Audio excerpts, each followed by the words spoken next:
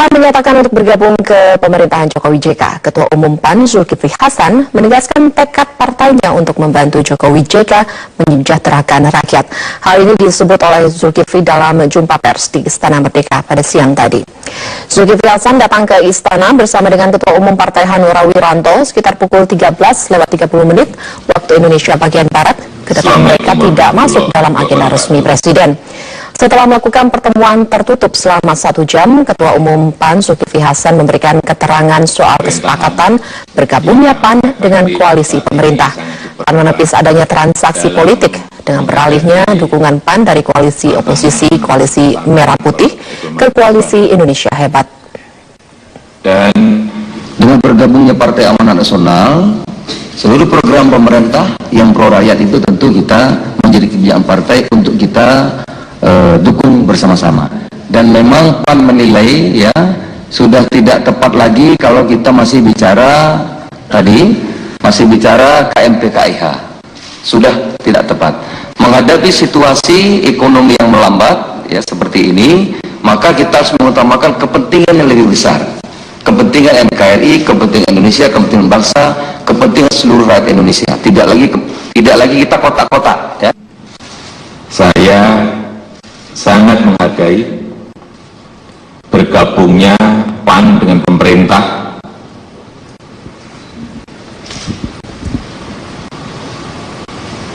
dan saya mengajak semua pihak untuk menjadikan peristiwa ini sebagai momentum untuk memperkuat semangat kebangsaan dan semangat persatuan. Partai Amanat Nasional atau PAN resmi mendukung pemerintahan Jokowi JK. Kini PAN tak lagi terikat dengan Koalisi Merah Putih atau KMP.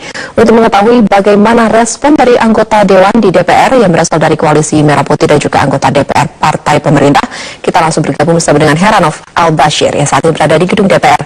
Heranov, apa saja respon dari para anggota Dewan terkait dengan bergabungnya PAN dengan pemerintah ini? Ya, respon positif itulah yang disampaikan oleh partai oposan yang berada di Dewan Perwakilan Rakyat. Tadi kami sempat berbincang dengan Partai Keadilan Sejahtera, yaitu Partai PKS yang selama ini masih bergabung dengan Koalisi Merah Putih. Tadi Nasir Jamil selaku anggota DPR PKS menyatakan bahwa ia menghormati sikap dari PAN yang sudah bergabung dengan pemerintahan Joko Widodo dan Yusuf Kala. Tadi Nasir Jamil mengatakan setiap partai punya kebijakan Alvita dan mempunyai keputusan masing-masing, dan itu tentunya sudah dipikirkan oleh PAN matang-matang dan sudah dipertimbangkan masak-masak, dan tidak ada sesuatu perbedaan yang mendasar.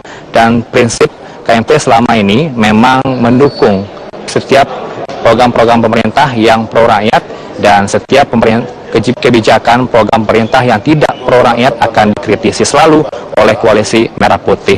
Nah, terkait dengan apakah PAN ini sudah pamit atau belum ke Koalisi Merah Putih, tadi Nasir Jamil mengatakan ia masih belum mengetahuinya karena sampai saat ini memang belum ada komunikasi lanjutan antara PKS dengan PAN ataupun dari KMP dengan PAN. Tadi pun juga dikatakan oleh Masinton Pasaribu selaku partai pemerintah dari PDI Perjuangan mengatakan ia mengapresiasi langkah PAN ini karena ini tidak pertama kalinya PAN bergabung dengan pemerintah. Pada era-era pemerintahan sebelumnya juga pernah PAN bergabung dengan pemerintah, dan ia mengatakan bahwa ini merupakan prinsip gotong royong yang selalu diutamakan oleh PDI Perjuangan, di mana dalam membangun negeri ini harus bersama-sama.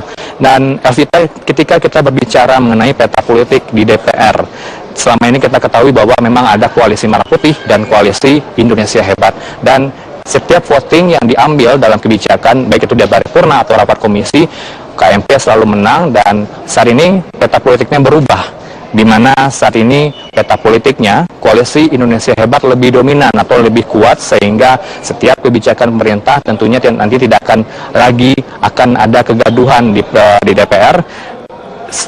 Jika saya kalkulasikan bahwa KIH sampai saat ini sudah mempunyai suara 289 kursi.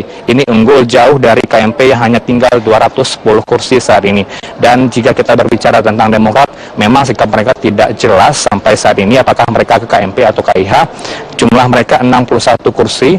Namun selama ini kita ketahui bahwa Demokrat selalu ikut voting dan mendukung koalisi Merah Putih. Dan tentunya keunggulan jumlah kursi DPR ini makin memperkuat posisi pemerintah. Presiden Jokowi kini punya kekuatan yang lebih dari cukup untuk bertarung dalam pengambilan keputusan di Dewan yang terhormat ini. Kita simak pernyataan dari anggota DPR fraksi PKS Nasir Jamil dan anggota DPR fraksi PD Perjuangan sebagai partai pemerintah, yaitu Masinton Pasaribu. Partai punya kebijakan ya, punya kebijakan dan punya keputusan, dan itu harus dihormati oleh partai-partai lainnya.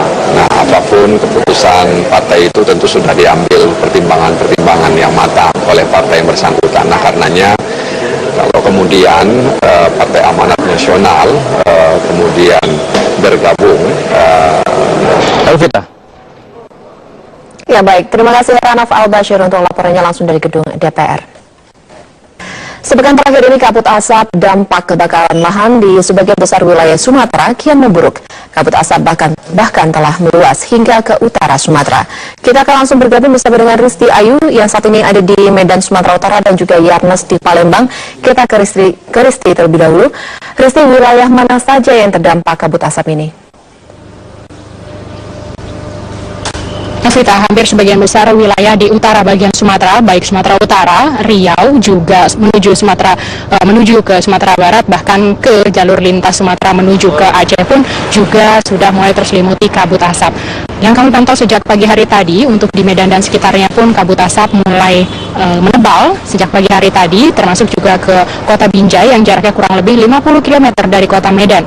Dan tepatnya di Jalan Tengku Amir Hamzah di jalur lintas Sumatera Utara menuju ke Aceh, ini pengendara mengeluhkan karena mengalami keterbatasan jarak pandang yang hanya sekitar 500 meter. Padahal normalnya pengendara bisa memiliki jarak pandang lebih dari 1000 meter.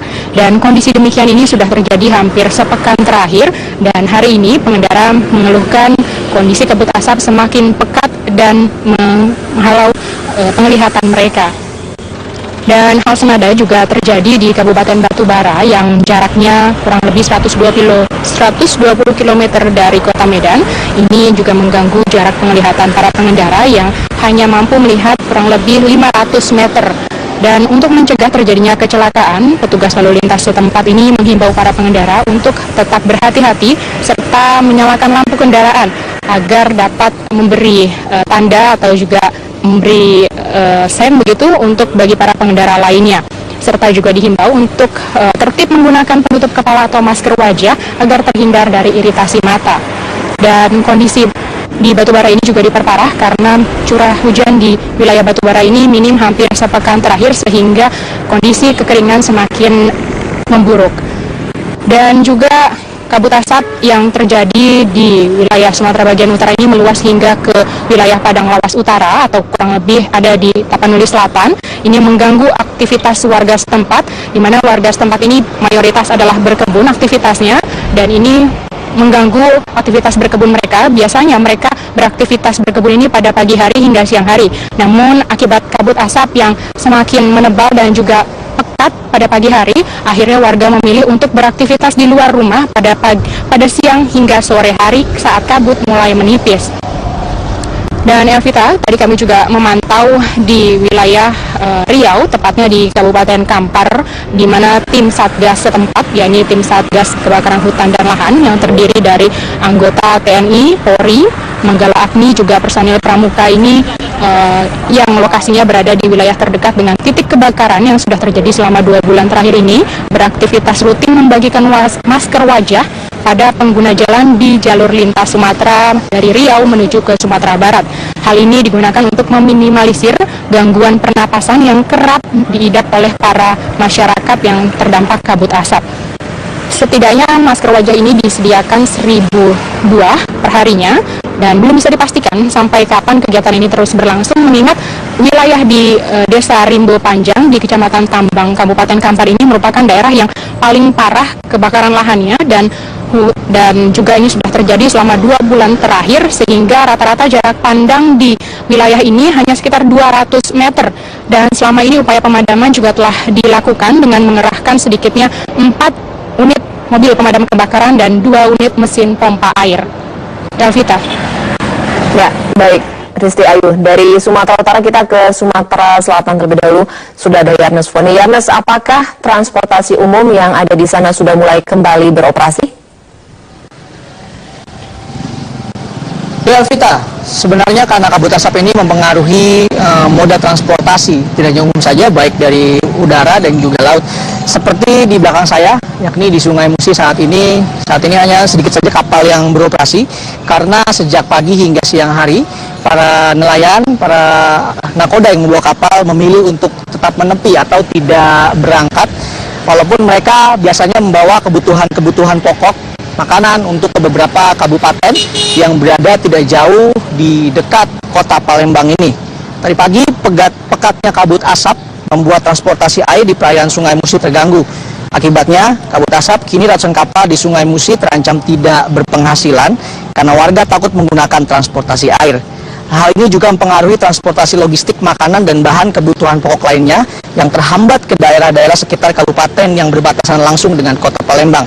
Selain menutupi jembatan Ampera, kabut asap pekat juga menyelimuti perairan Sungai Musi.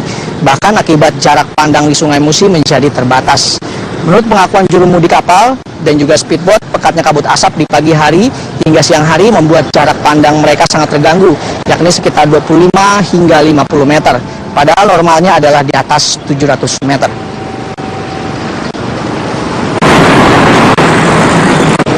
Evita. Ya, Yarnes, apakah ada langkah-langkah tertentu yang sudah diambil oleh pihak BPBD Sumsel untuk bisa mengantisipasi kebakaran lahan? Elvita, ada beberapa upaya yang dilakukan pihak BPBD Sumatera Selatan untuk dapat menanggulangi kabut asap ini. Yang kabut asap ini memang dilakukan atau sengaja dilakukan oleh oknum-oknum membakar lahan gambut, tidak hanya di daerah kota Palembang, namun juga ada beberapa titik-titik lainnya. Yang kami juga mendapatkan informasi bahwa ratusan hektar kebakaran lahan gambut kering setiap hari masih terjadi di 7 kecamatan di Kabupaten Ogan Ilir, Sumatera Selatan, yang kini terus meluas hingga pemukiman perumahan warga Desa Palem Raya, Kecamatan Indralaya Utara. Kebakaran lahan gambut yang terjadi ini memang disengaja dilakukan oleh oknum warga untuk membuka lahan dengan biaya yang murah. Helikopter M171 dan Bel dari Badan Penanggulangan Bencana Provinsi Sumatera Selatan diturunkan untuk melakukan pemadaman dengan cara waterbooming terhadap wilayah kebakaran lahan gambut. Menurut BNPB di Sumatera Selatan ini telah melakukan pengeboman dengan air atau waterbooming sebanyak 9,34 juta liter air. Dan untuk hujan buatan di Sumatera Selatan ini telah ditaburkan sebanyak 46,3 ton ke dalam awan-awan potensial. Saat ini jalur udara dinilai lebih efektif untuk memadamkan api dibanding dari jalur darat. Pemerintah daerah dan Provinsi Sumatera Selatan selalu berdalih pemadaman terhadap kebakaran lahan gambut sulit mencari air karena musim kemarau panjang. Sejauh ini kebakaran lahan gambut yang paling banyak terdapat di 2 wilayah di Kabupaten Ogan Ilir dan juga Kabupaten Ogan Komering Ilir. Elvita. Ya, Yarnes Foni dari Palembang, Sumatera Selatan, dan sebelumnya sudah ada juga Risti Ayu. Terima kasih rekan-rekan untuk laporannya.